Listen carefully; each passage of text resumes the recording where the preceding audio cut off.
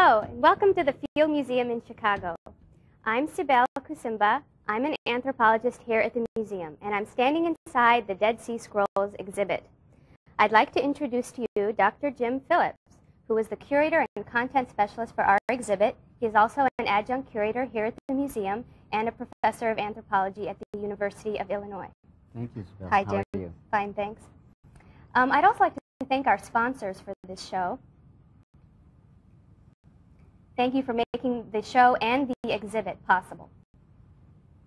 Now, Jim, the Dead Sea Scrolls have been called the archaeological find of the century, and today on the show we're going to find out why with the help of you and two other well-known experts on the Dead Sea Scrolls. But first, behind me in the conservation lab, why don't you explain a little bit about what Miss Elena Libman is doing with some of these actual fragments of Dead Sea Scrolls? Ms. Libman is trying to conserve some of the fragments of the scrolls that were, when they were first discovered, were being placed on glass with adhesive. And one of the things she's trying to do is remove some of this adhesive that is from cellophane or sellotape, or what we would call Scotch tape in the United States. And Elena is one of 4 people in the world who are able to do this particular task. And she's here from Israel for 3 weeks to a month in this exhibit, conserving scrolls, as she does in Israel and in Jerusalem. Okay. Now I'd like to introduce Mark Watson, a history instructor from Indiana Academy. Mark? Yes. Hi. Hello. Who do you have with you there today? From the Indiana Academy, we have Huey Che, Janet Barrows, and Charlotte Wright. Alrighty, and we also have 3 students from the Chicago area with us. Russell, tell us who you have there. I'm Russell from the University of Chicago Lab Schools. Hi, I'm Yasmin Yukani from Niles North High School. And I'm Mustafa from Maine East High School. All right, well, welcome, and we're very glad to have you with us today. Jim, can you, by way of introduction, tell us a little bit more about the discovery of the scrolls? Certainly, Sibel. The scrolls were originally discovered accidentally in 1947 by a young Bedouin boy looking for his goat. Threw a stone into a crevice in some cliffs above the Dead Sea. And when, and you see on the map where that is, when he heard a thunk, he crawled into this particular cave, which we call Cave 1, and discovered some leather documents in association with some ceramics. He then removed these from the cave, brought them to Bethlehem, and eventually sold them for a very nominal amount of money to an antiquities dealer who himself then sold them.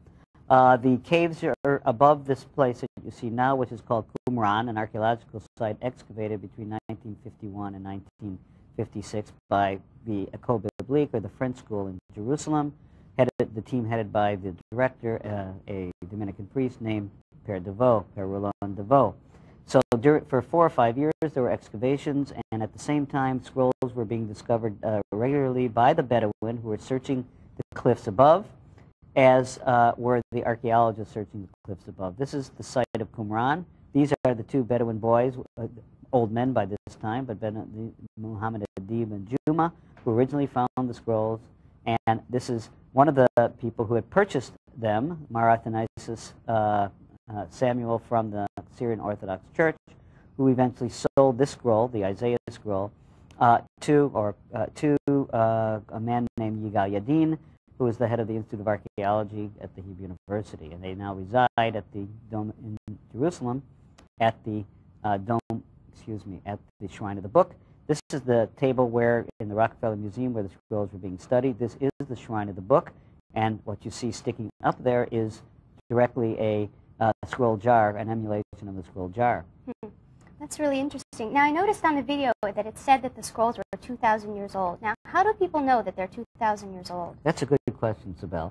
The scrolls are, we know for using a variety of techniques and methodologies. One is dating, absolute dating method of the scrolls themselves, radiocarbon dating. This is a very old tape of doing some radiocarbon dating or preparing the samples. They no longer use coal or variety of other elements. We also use something called thermoluminescence dating that dates the time when the clay was fired.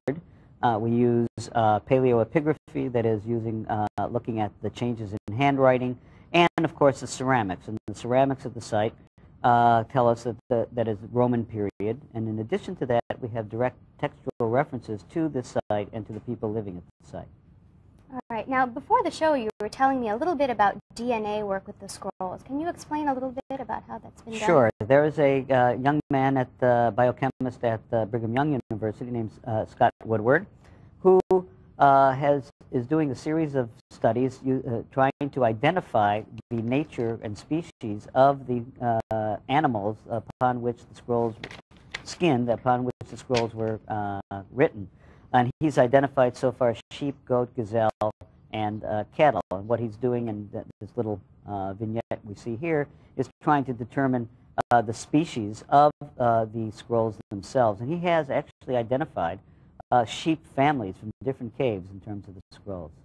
Thanks a lot, Jim. You're I'd welcome. just like to remind everyone to feel free to call in or send an email to the address at the bottom of your screen. And during the show, we're going to be taking your questions and answering your emails. So please do call in or contact us via the internet. Now, Russell, I understand that you're doing an experiment there that is supposed to replicate some of the methods that we've just seen in the DNA tape that we just looked at. So, Russell, why don't you explain what's going on over there? Okay, what we're doing here is we're trying to make our own scrolls and identify them. Each of us has written a quote on a different note card, and then we're going to rip them up, toss them in this brown paper bag, and then pick out the pieces one by one and try to identify which scroll they belong to, and then put the scrolls back together. This is similar to what scientists have been doing for the past few decades in trying to reassemble the scrolls from 2,000 years ago. Mustafa, why don't you begin with your experiment? I will start by putting a quote on this note card with fluorescent ink that you can't see when you write on the note card. But when you expose it to black light, the quote shows up. So when I pick my pieces out of the paper bag, I can see what's on them using the black light. I'm going to be doing a similar experiment, except I'm using phenolphthalein, which is basically a substance used to identify bases. And the base I'm going to be using is superwashing soda mixed with a cup of water to decode the message that I'm going to write in my note card. Russell, go ahead. And I'm writing mine with lemon juice, and then I'm going to identify it with a warm light bulb. And we're now going to get started writing our quotes, putting them in the bag, and then identifying them. So continue, Sibel. Okay, great. We're going to check back in with you a little bit later, Russell, and see how you're doing with that. Of course, assembling the scrolls and putting them back together is just the first step in a long process of understanding and interpreting the scrolls, especially what they mean. And scientists and historians have been arguing about the significance of the scrolls historically and in terms of religious studies ever since they were found.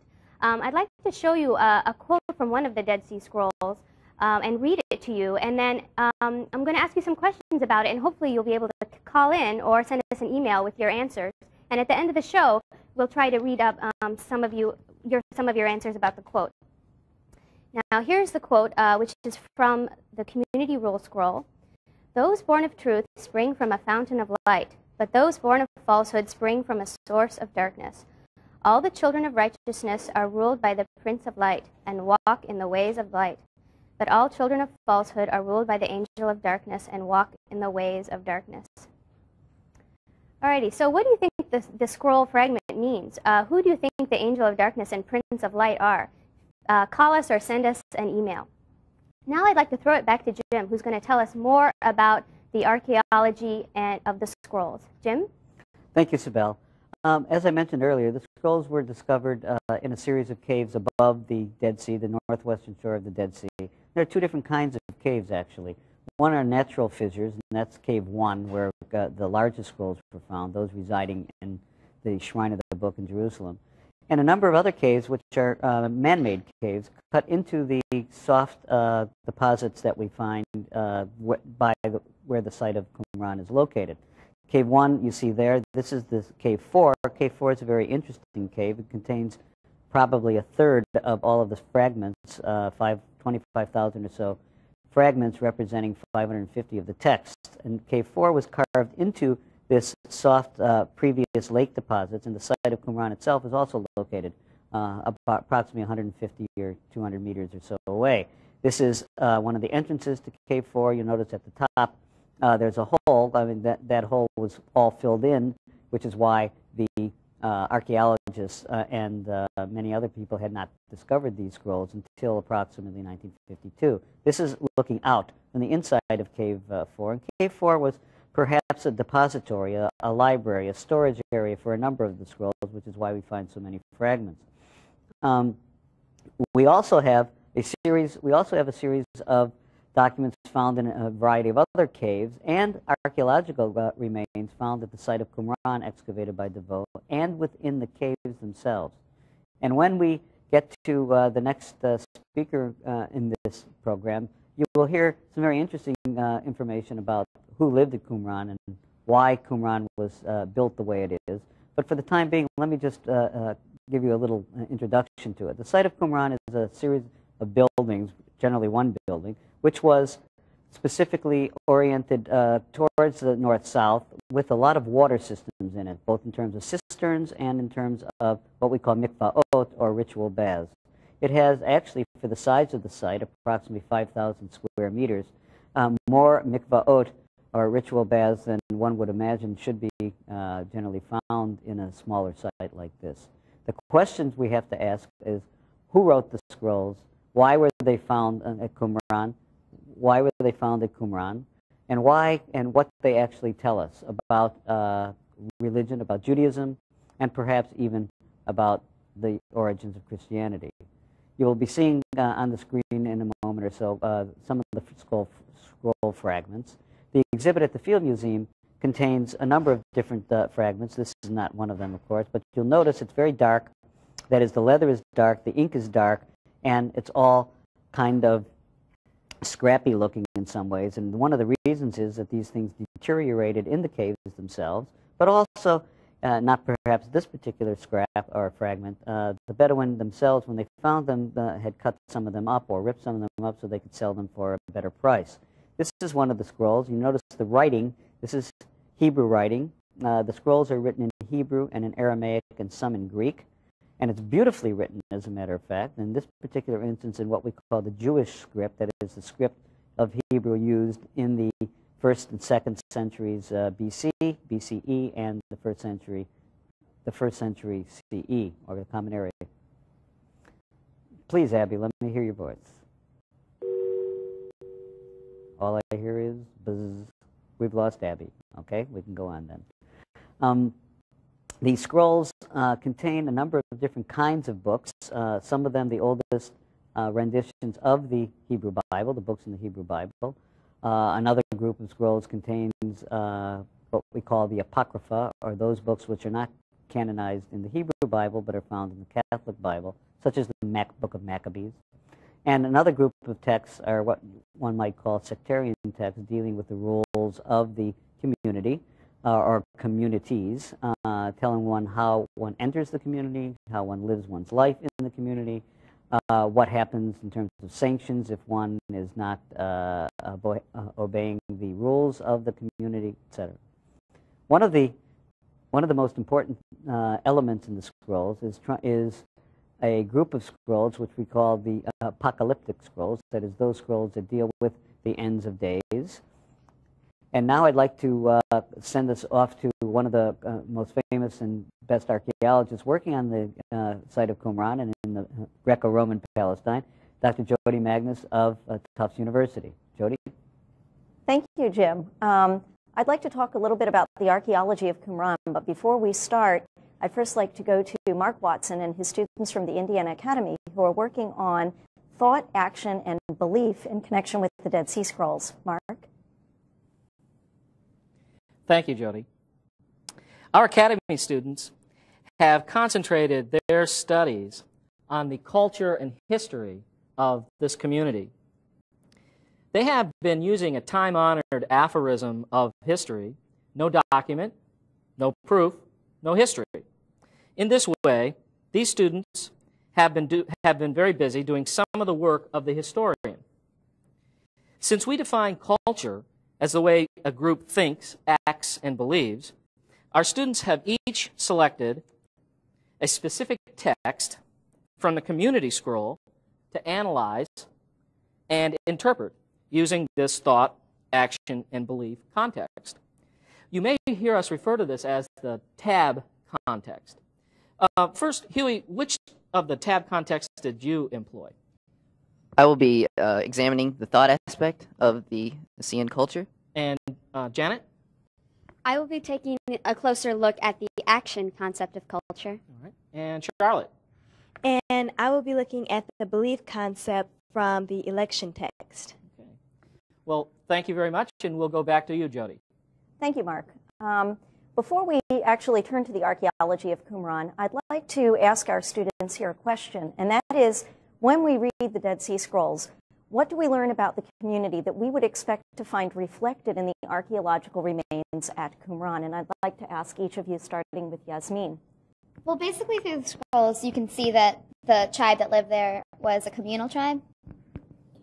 You can also see that they felt that ritual purity was very important.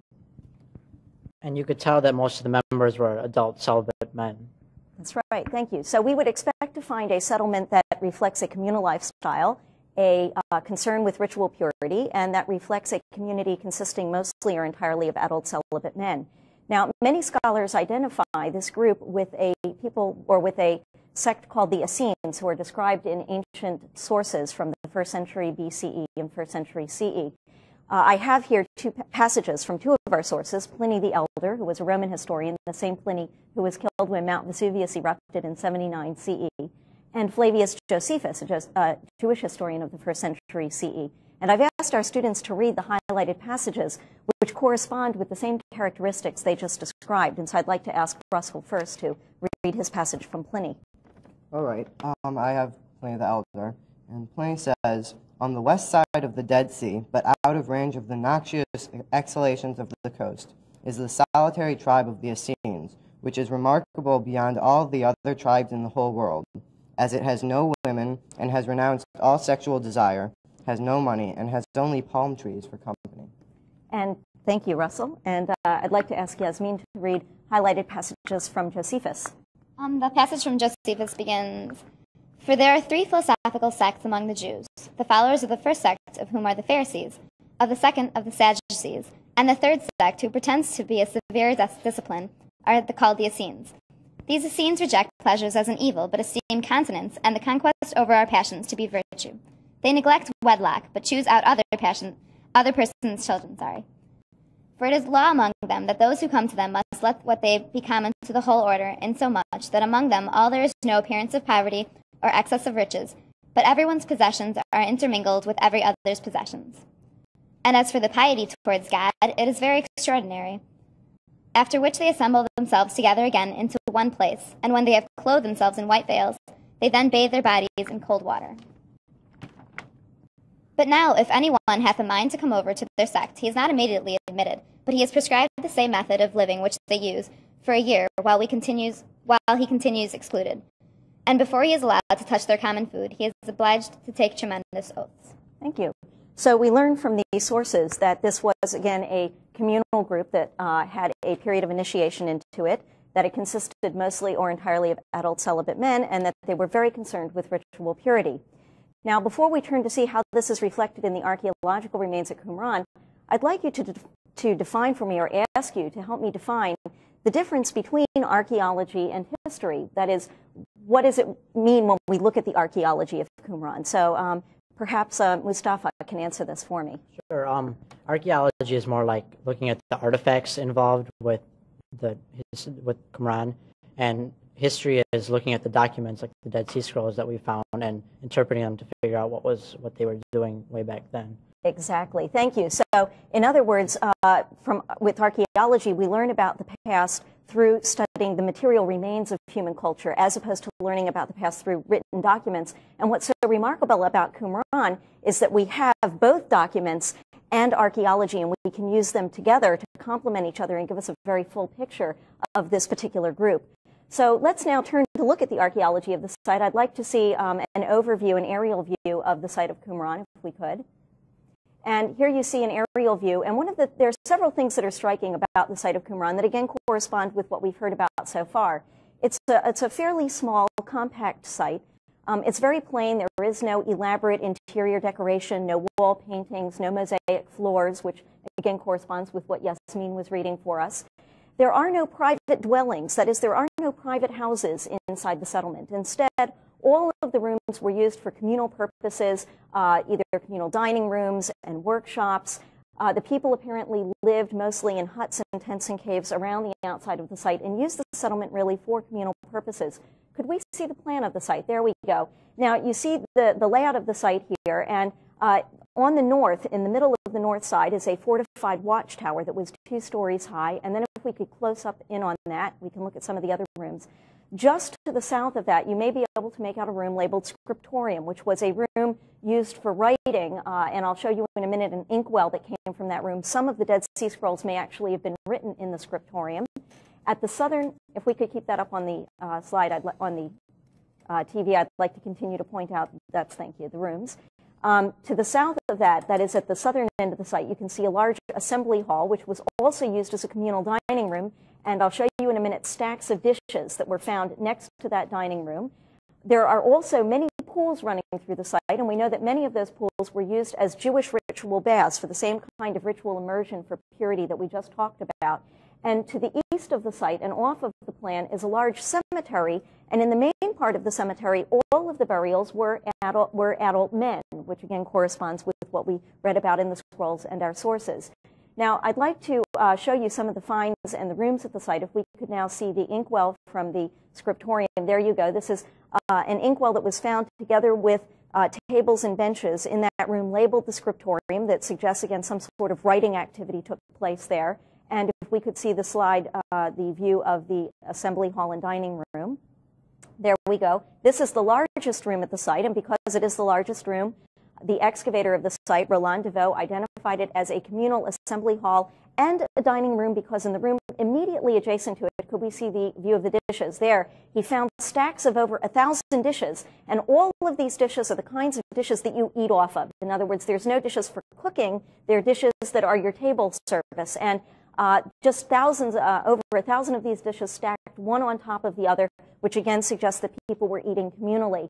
And the other interesting aspect, again, are all of the mikvaot, the Jewish ritual baths found around the site. Here we see one of them, and you can see that they're characterized by having these broad sets of steps going down to the bottom, because to ritually immerse yourself, you had to walk down the steps and immerse yourself in the cold water and come back up out of the ritual bath.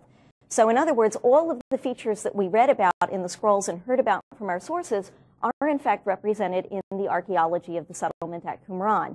And at this point, I would like to now turn back to Mark Watson and his students and see how they're proceeding. Thank you again, Jody. All of you have been doing some rather higher level thinking, and in each case, you've come up with a synthesis of material from this translation in each of the texts. Huey, you're working on the thought aspect of the tab context. How did you proceed? Well, like I mentioned before, I used the tab concept to examine. As mentioned before, I used the tab concept to examine the thought aspect of the Assyrian culture from the script that is displayed here on the easel. I'll read it to you. If one of them has lied deliberately in matters of property, he should be excluded from the pure meal of the congregation for 1 year and shall do penance with respect to 1/4 of its food. And this shows how the Essenes considered property. They considered it very communal as property of the community. They had no private belongings, and that this socialistic group did in fact have laws that were enforced, and this is that they had punishments for these laws. And the Essenes were very big on purity, and what you were very impure when you lied, so therefore you were breaking one of their laws. And so as shown in the translation, there was a punishment and a isolation from the community, similar to how today we isolate criminals who do acts against the law. Okay. And Janet, you were working on the action aspect of the tab concept. Yes, I am looking at a script which reads, "And thou hast chosen our fathers, and hadst given to their seed the precepts of thy truth and thine holy judgments, by which a man, if he practices them, shall live." This is displaying action from two different parties. It's first talking about the actions that God has committed. God has selected this people to be his chosen people, and he has given to these people the knowledge that they need to live out a holy life so that hopefully their lives can be spared in the end of days, which these people believed was at hand. And then this text also looks at the actions of the people, because these people set to live their lives so that they would be following these divine truths and judgments that God had provided to them. And Charlotte, yours was the belief aspect of the tab concept.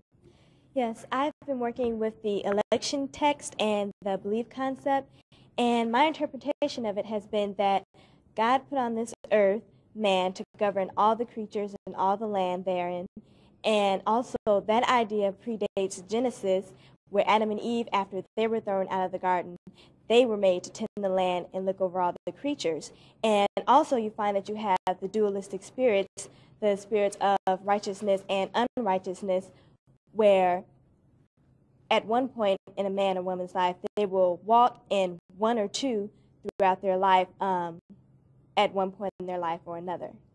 I think this would be a really, really excellent time to take a look at both the site and the archaeology that Jody has been mentioning, and our own linguistic studies. What kind of relationships do you see between the archaeology of the site and your linguistic interpretations? I was looking at the action part of the tab concept, and this entire site was designed so that these people could live in their covenant with God.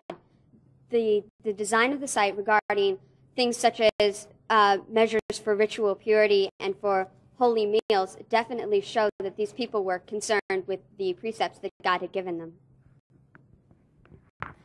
I find what's relating to the archaeology is that the people, they were trying to live righteously. Through this, they were able to set up the land how they wanted, such as this Qumran community, where they could set it up such as the purification methods in the pool and the eating areas with their dishes. They were able to set that up so that they could live righteously. Huey, did you have a thought about that relationship? I'm kind of with Janet with this, and I think that the text from my script that I selected supports the theory that they were in fact a communal group, and that they did design their compound as sort of for the use of the community, as Dr. Magnus has suggested, with the mentioning of a meal of congregation. Okay, very good. At this time, let's welcome to our segment James Strange, Professor and Director of Graduate Studies at the University of South Florida. Dr. Strange. Thank you, Mark. I'm glad to be here.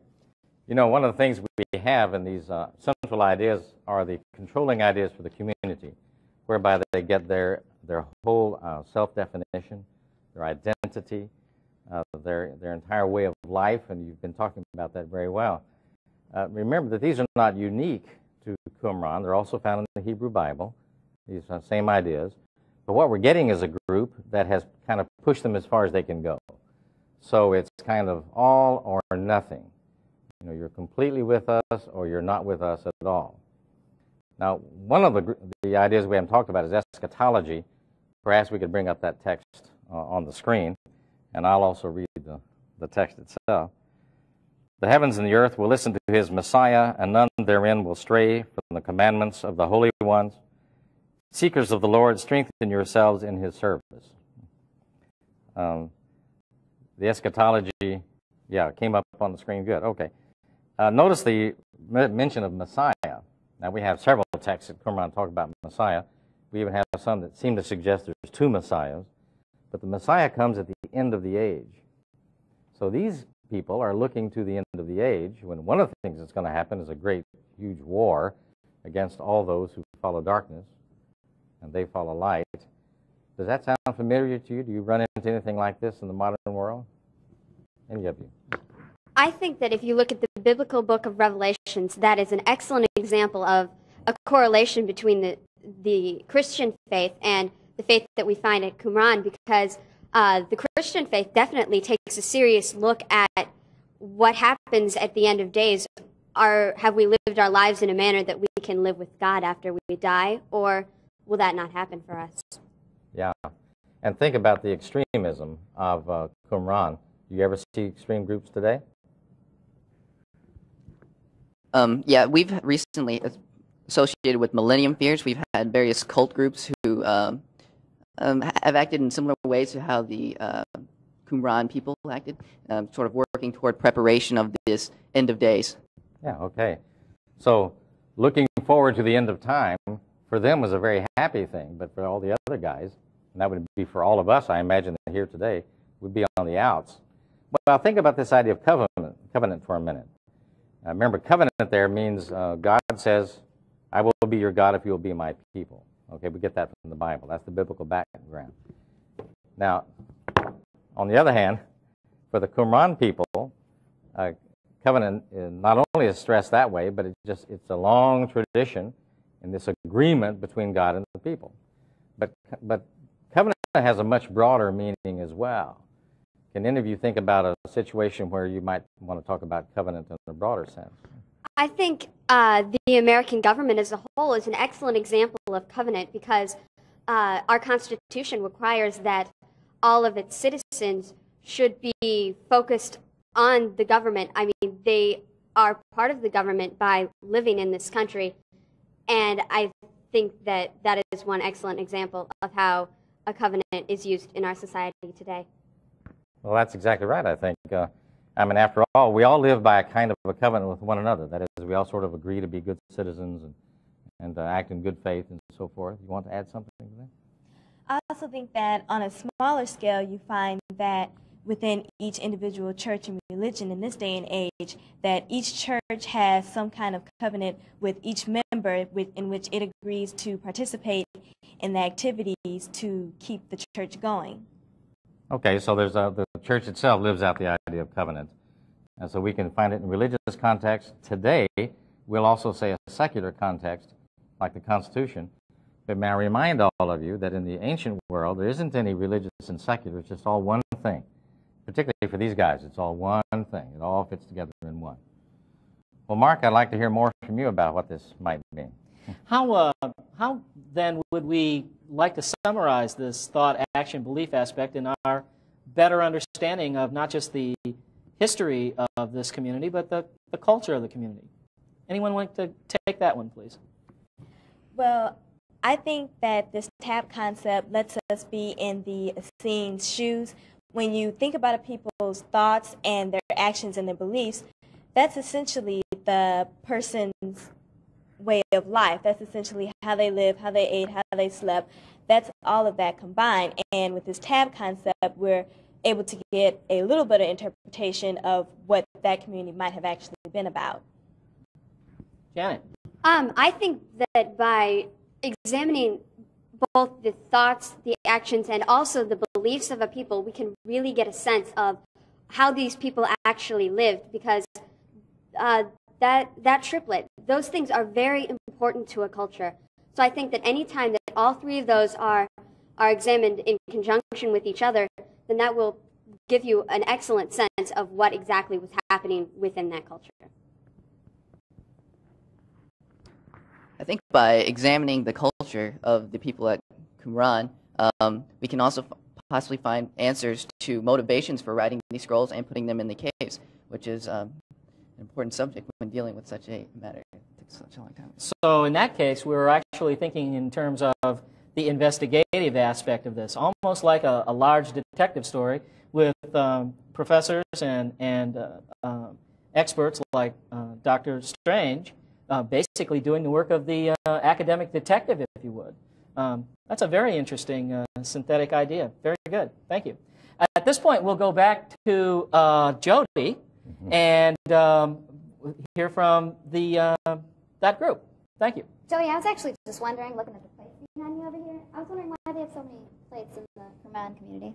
Yeah, it's an interesting question because we know, again, that they ate communally, and so, of course, they would have needed a lot of dishes for communal meals. But most of the conservative estimates of the size of the group at any one time, let's say the maximum size, would have been maybe about 150 members. So why do you need over 1,000 dishes for dining? So apparently the number of dishes for dining reflects not only these communal meals, but also their concern with ritual purity. I was wondering if that was analogous to the Jewish keeping the kosher kitchen and eating only kosher foods. Right, although that's sort of a more recent development, it would be an analogous idea to that. And this group did believe that food and drink could transmit ritual impurity, and therefore every member received his own dish of food, which was very different from the contemporary ancient practice of when you ate out of a communal dish. You would have a big pot of stew put in front of you, and everybody would eat out of that. But because they were concerned that that could transmit ritual impurity, each member received his own dish. And so it's something analogous to what you're saying. That's okay, right. That's interesting, because that's kind of like the Islamic belief of eating only halal meats. I was just finding that kind of striking. That's right. That's right. Also, I was wondering, did the Essenes base the religion on the Torah? I mean, they were Jewish, so how focused was the religion on the Torah rather than their own separate writings? Well, it's not so much and again, this would probably be a better question for Professor Strange, since it's not an archaeological question, but I'll do my best, and if he wants to add. It's not so much a distinction between the Torah and their beliefs, but it's their interpretation of the Torah. And their interpretation was much stricter than the interpretation of other Jews. And so their practices were therefore stricter. That is, they had more necessity of ritual purification. They had interpretations of the law that other Jews did not have. So they believed that their interpretation of the Torah was the correct one, and that's why they rejected the cult in the temple in Jerusalem, because they believed that it wasn't being done right, and therefore they rejected that and waited until they could do it their way. I don't know if Professor Strange wanted to add anything to that. The only thing I would say is that this is really an extension of what I was saying earlier. It's sort of all or nothing. It's either all of our revelation or none of it all, so you have to really join our group to be acceptable. That's right. Thank you. And I think that Mustafa has a question. Yeah, you showed us a slide about the cemetery. I was wondering what you found in the cemetery, like who was there and how many people. And... Well, I didn't actually find anything in the cemetery since Qumran was excavated before I was born, believe it or not. But DeVoe, who excavated at Qumran, did excavate 26 graves in the cemetery. Now, the cemetery contains over 1,100 graves. They were pretty much individual burials with a trench dug in the ground and the body laid at the bottom of the trench. And of the 26 graves that he excavated, he found that in the main part of the cemetery, all of the graves were oriented in very neat rows, very neatly aligned, with the head facing south and the feet facing north. And we don't know why this is the case. And in the main part of the cemetery, all of those burials were of adult celibate men. On the fringes of the cemetery, however, the bodies were not neatly aligned. They were randomly distributed. And there, the burials included women and children. And for years, scholars have debated whether this means women and children actually were present at Qumran. How does this relate to the idea that this was an entirely adult male celibate group? Depending on how you interpret the evidence, well, if there were women and children at Qumran, and I believe it's very possible that there were, they probably would have lived in the huts and tents and caves around the outside of the site, and probably simply were not full members in the group. That is, they probably did not participate in the communal meals of the group, but they may well have been present, and this could account for these bodies on the fringes of the cemetery. But very recently, an anthropologist restudied 4 of the skeletons of women and children from the fringes of the cemetery, and has said that these skeletons, and he carbon-14 dated them actually, and has said that these skeletons are modern, that is 200-year-old Bedouin burials. And if that's the case, it may mean that, in fact, the original part of the cemetery, the central part, is entirely adult celibate male, and the women and children on the fringes may, in fact, be much later burials, which are not related to it. And these bones are now being restudied, so we're waiting to hear the results of this restudy. So thank you for the question, Mustafa. And I'd like to turn it back now to Jim Phillips. Thank you. Well, Jim, we're coming to the end of our field trip, Now, can you sum up for us a little bit about how the scrolls relate to the modern Bible and Torah and maybe other religious books that we have today? Sure, Sibel. The scrolls, as you recall, many of them are the books of the Hebrew Bible, that is, all 26 books other than the book of Esther. Now, these books were copied from probably oral tradition, written down, in other words, somewhere between 250 or so BCE, at least the ones we have here and the ones that were found in Qumran, till approximately 20 or so, or 10 CE, which means that almost all of them were written, I would say all of them were written prior to the birth of Christ. Further, these books contain the actual same words that you would find in any Hebrew Bible today, or the Septuagint or Greek version of the Bible, the Catholic Bible, or the Syriac Bible. In other words, in modern terms, the Bible books were found at Qumran. However, there are some that are not exactly in the same words. As an example, the book of Jeremiah found at Qumran is missing 20 of the chapters that we find in the Hebrew Bible today, the Hebrew book of Jeremiah. There's also other kinds of things in the scrolls that do perhaps reflect some relationship with Christianity, whatever it might be. That is, there are some thoughts and some ideas and some words that are found in some of these scrolls, which we have at the Field Museum exhibit, which contain language that is found in some of the Gospels, such as Matthew and Luke. The concept of resurrection, the concept of baptism, the concept of the words, the Son of God, the concept of the Messiah. These are found in a variety of Gospels. So there's some language, shall we say, that is found, which does occur later on in Christianity, in the New Testament. But we must recall that none of these books were canonized at the time. In other words, there was no Bible, in the sense that we know of a Bible, neither an Old Testament nor what we call a New Testament. None of those occurred until after the fall of the temple in 70 A.D., and the dispersal of Judaism, and the beginning, after the 1st century A.D., of Rabbinic Judaism or normative Judaism, the Judaism which we have today. I see. Well, that's very interesting. Now I'd like to throw it back to the students who have been working on the activity that they began at the beginning of the field trip. Russell, are you there?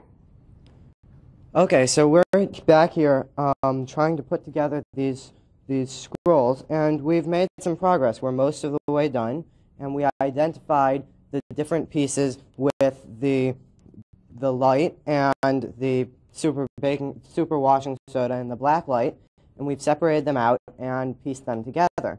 And this is much like what the scientists have done in their arduous process of putting together these scrolls after they had fallen apart.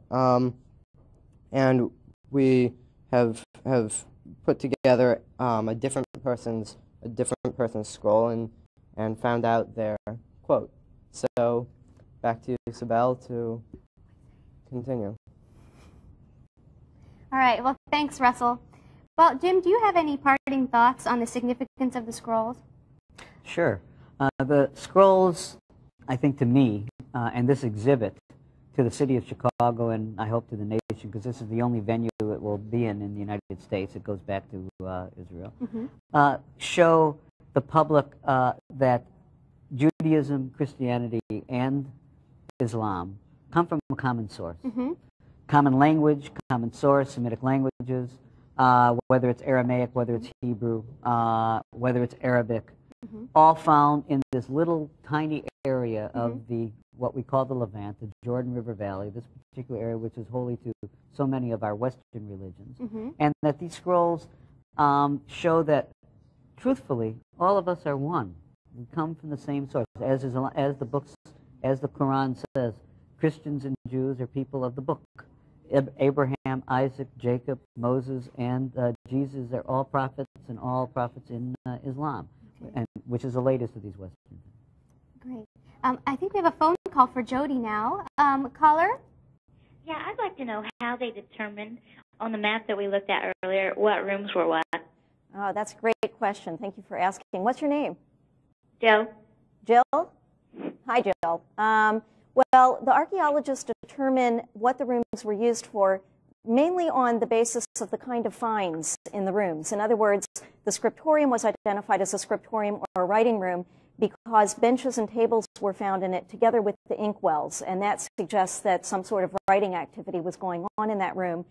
The assembly hall was identified as an assembly hall because it's the largest room at the site, and it was also identified as a communal dining room because the room next to it, which opens right onto it, contained all of those stacks of dining dishes that I showed you before.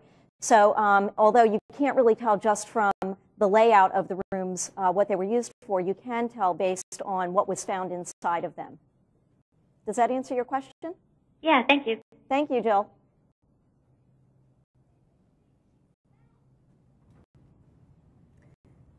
Sybil. All righty. Thanks for that question.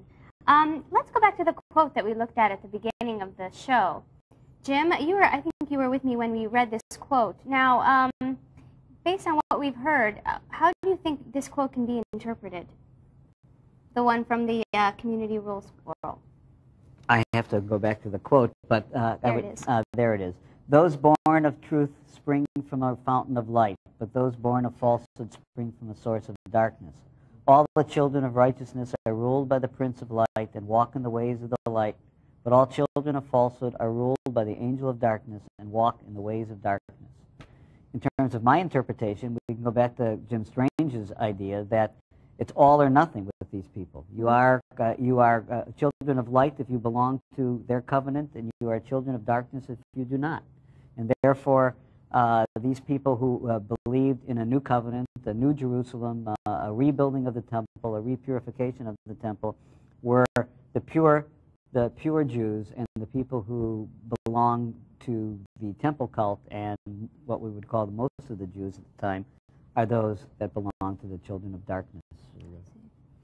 Mark, do you have anything to add, or maybe you have a different interpretation? Well, I certainly don't have a different interpretation, but one of our students, Huey, had a question for Jody with respect to the archaeological site. Huey, what question were you going to ask? Well, Dr. Magnus mentioned something earlier about communal baths, and I was just wondering how she differentiated between a communal bath or possibly a spring well where they gathered water. Thank you for asking, Huey. Could we get the shot of the ritual bath on the screen, and then I can tell you about that. There are, in fact, two different kinds of pools for storing water at Qumran. Some of the pools are pools used for storing drinking water, and of course you're in the middle of the desert at Qumran. There's very little in the way of rainfall, and so you do have to provide enough drinking water if you're going to be living there. But many of the pools we know were used not just for storing drinking water, but were used for another purpose, and that is ritual immersion or ritual bathing, so that people could become ritually pure. And you can tell that by looking at this pool, for example. You can see that this pool has broad sets of steps going down to the bottom. Now, if your concern is going to be for storing as much drinking water as possible, and again, you're in the middle of the desert, you're not going to take up valuable space, valuable volume in the pool by running these broad sets of steps down. That's going to be unnecessary. You might have a narrow set of steps going down the side so that as the water level drops, you can fill up your bucket and go back up. But you're not going to take up your space with those broad sets of steps.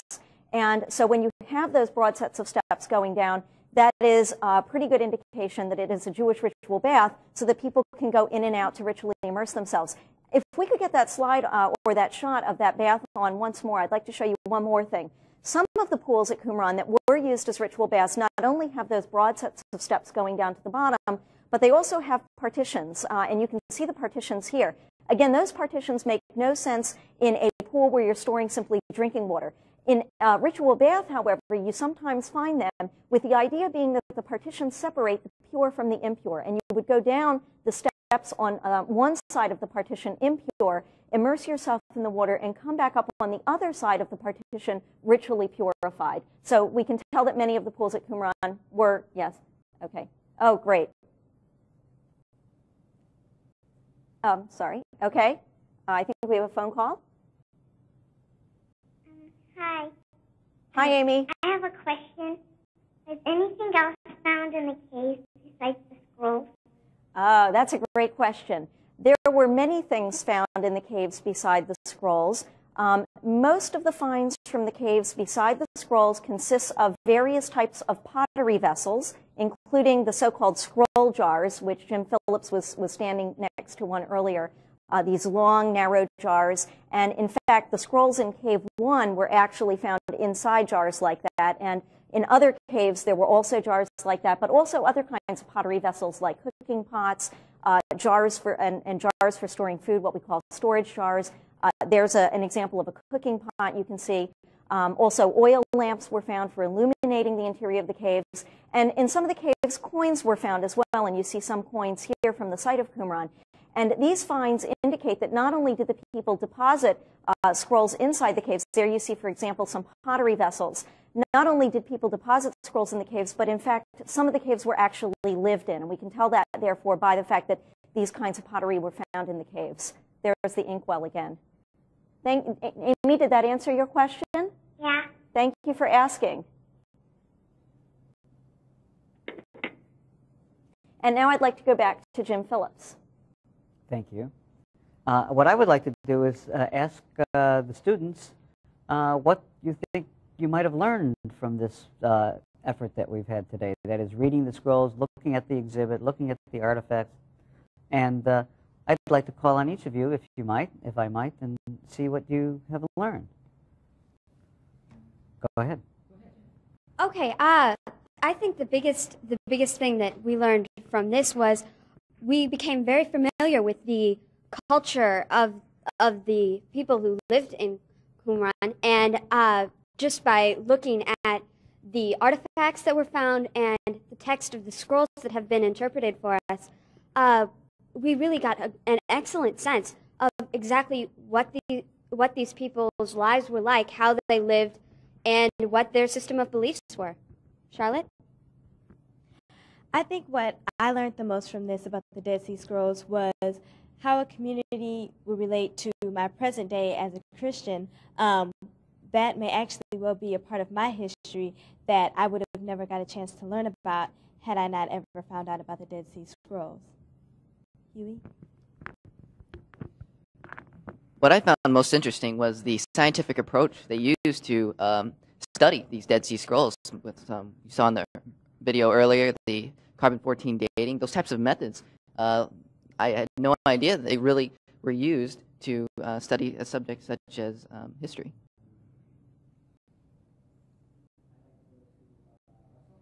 Russell, what do you think you and Yasmin and Mustafa have learned? Russell? So from this we learned about how the scientists put together the scrolls and the process they had to go through, like in the conservation lab, separating them out and conserving them. And here we're putting them back together, like they found them in the caves and then recreated them and put them back together so that we can see them today. And Yasmin? As you can tell, some of them didn't come out all the way, but that's okay because they're not always going to come out at the first try. But mine and Mustafa's did. If you can see it, you probably can't, but there's a quote on there, and then there's a quote if you look under the black light. And it basically just takes a lot of determination to put them back together and a lot of work. And that's why it's taken so many years to actually get all these scrolls together. And they can't always even get them together with all of the work and all of the tools they have. Sometimes parts of the scrolls are lost, and sometimes they just can't quite get them to work. I just want to try it out. All right, thanks, Russell. Now we have a phone call, and I'm going to direct it to Jim Strange. And caller, please tell us your name and where you're from. My name's Mary, and I'm from Indiana. Okay. And my question is, what all has been done to preserve the scrolls since they were discovered? That's a good question. The problem with scrolls and anything organic is that if you change the environment dramatically from the environment when they were in the cave to anything that we do today, the dramatic change accelerates their deterioration. The Israelis then have, for example, gone to elaborate precautions. They used to, for example, simply display the big Isaiah scroll. They no longer do that. They do an exact facsimile. And the Isaiah scroll itself is in a controlled atmosphere without oxygen at a specific temperature and a specific humidity, as are all the scrolls actually, in some sense, in a sealed environment. You just have to do that. Did that answer your question? Yes, thank you. You're welcome. All right. Well, I think we're wrapping up our field trip now. And I'd like to thank everyone for joining us. Thank you very much, Adele. Thank you, Jim, and all of our experts and students.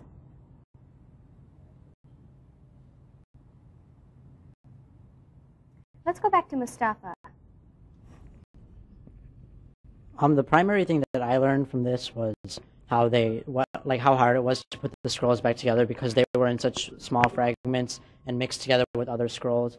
And doing our experiment, using our different inks was like using the different paper to write the scrolls on. They said they used goat skins and sheep skins and different skins to do it, and that kind of helped them with DNA testing to see how to, like, which pieces belonged into which scrolls. And when we did it with our inks represented the different skins that they used so that we could separate it. And then once they were separated, they were a little bit easier to put together.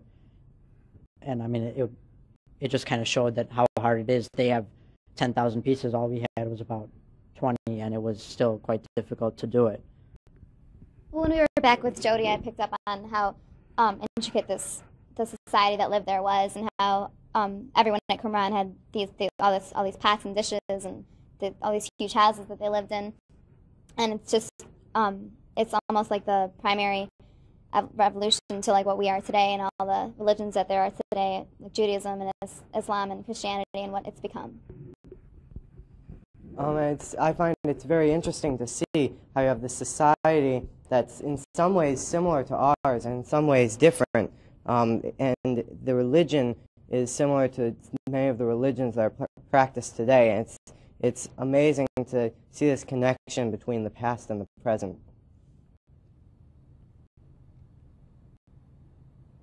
Thanks, everybody.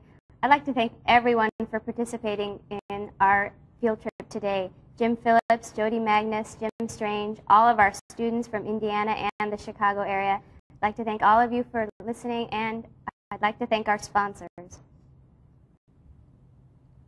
And Mark Watson. Sorry, Mark. So thanks very much, and I encourage everyone to come to the Field Museum if you're in the Chicago area and see the Dead Sea Scrolls exhibit before the scrolls are taken back to Israel.